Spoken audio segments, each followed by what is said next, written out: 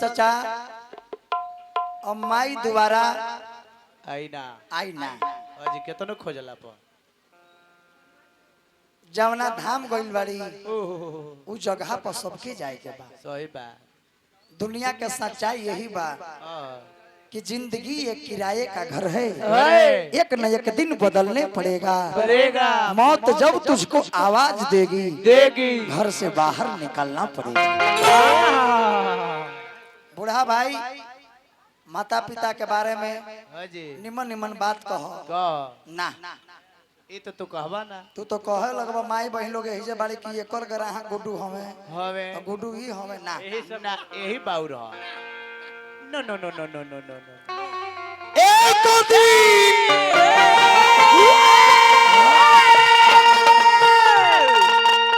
हम बैठी नैया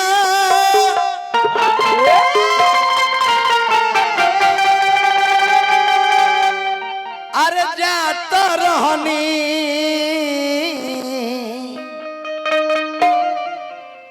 अपन हो गईया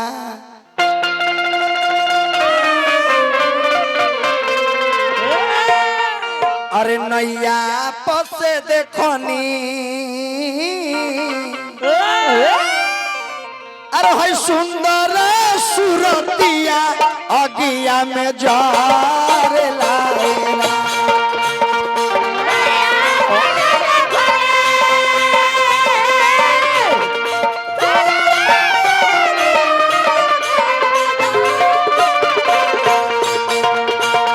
नैया पसे देखनी सुंदर शरीरिया अगिया में जारे लाएला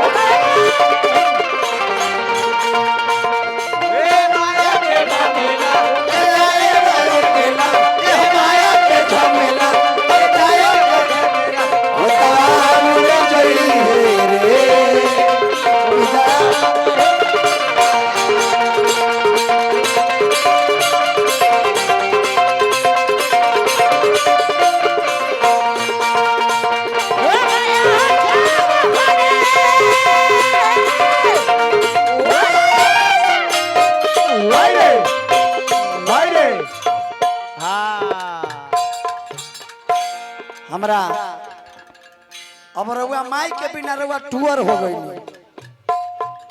अब माई रोवेले रुदल भैया नीरावा बहाई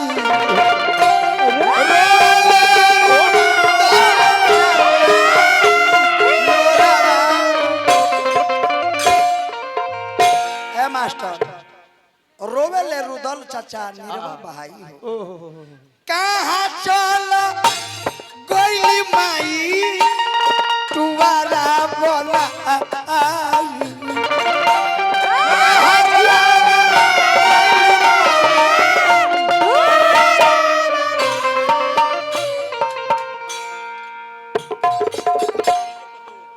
हमरा माता सरस्वती जी के पुतो 200 रुपया के पुरस्कार दिले बाड़ी। हार्दिक अभिनंदन बंदन बा माता जी के प्रणाम बा।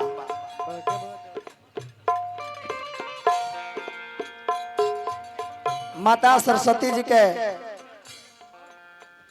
पुत्र बाड़े रुदल राय जी, गांधी राय जी, हेमंत राय जी, भूषण राय जी, बिहारी राय जी, जंगली राय जी, यानी 6 गो पुत्र बानी। औलाद न फौलाद है रहुआ सब है। पोता बानी हमरा मुकेश साउंड जब भी साउंड चलावता रहे, विपिन कुमार जी, राहुल कुमार जी, टुनटुन कुमार जी, संतोष कुमार जी, नीलेश कुमार जी, धर्मेंद्र कुमार जी। जय हो। 4 तारीख 7वां महीना 2024 के समय 7 बजे माता जी ये धरती छोड़ के चल गई।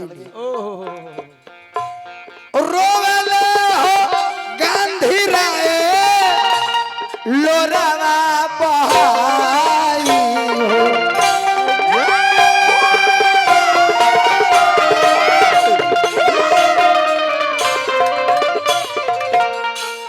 तनी और कम है। रुदल चाचा रउआ से तो हमारा दर्शन हो गए, लेकिन और 5 गो रउआ के भाई जन बाड़े। अच्छा सब अच्छा चलिए ठीक बा, चलिए हार्दिक स्वागत बा। रोवले है मन राय लोरावा बहाई हो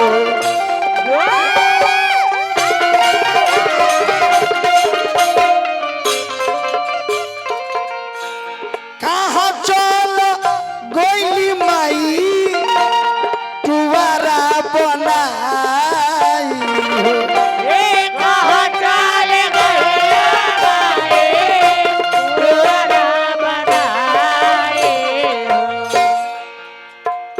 माटी के शरीरिया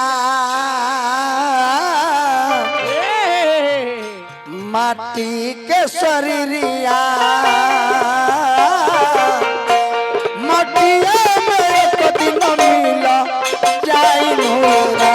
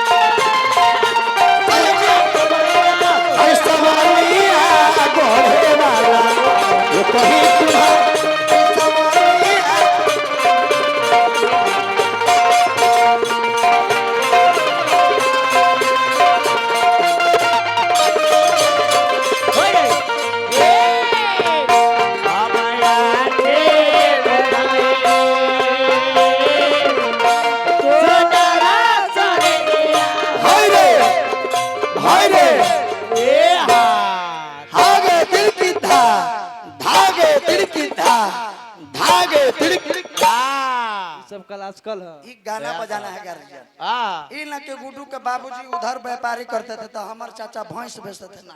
ना ना ना ना ई सब ना यही सब ना। माताजी 4 तारीख के देहांत कइले बाड़ी। हाँ 4 तारीख रहे गुरुवार दीना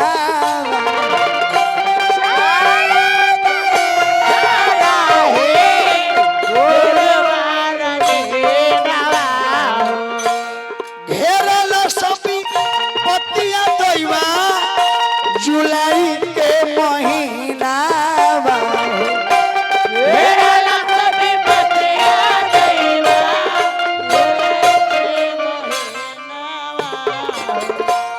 जौना दिन सरस्वती मैया के प्राण निकलल होई, जौना दिन माता के अंतिम विदाई हो गई, वो दिन पूरा घर परिवार गोतिया परिवार पूरा गांव घर शोकाकुल में डूबल हुई है। हित नाता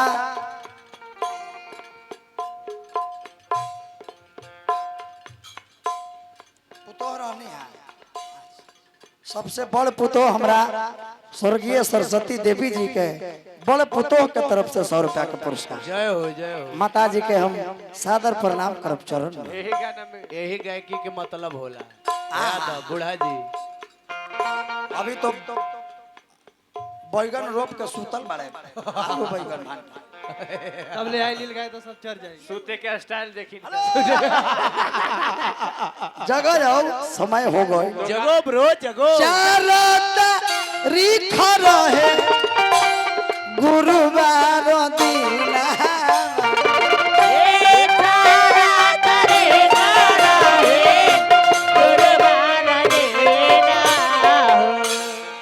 दुकान खुला बा। हमरा हमारा नाल वादक बेचारा तनी मनी सोए हुए थे 2-4 मिनट के लिए, हाँ तो बोल रहे हैं कि रक्षा सब सब राक्षस सुतल है खाना खा के हाँ अशोक वाटिका में अशोक वाटिका में। हाँ आ ई देख लीजिए महाराष्ट्र के ए कुंभकर्ण के खानदान के ई देखा कुंभकर्ण के नाती पोता के देख लीजिए। गुमटी खोलने आजे हमर बदला तू ले लो।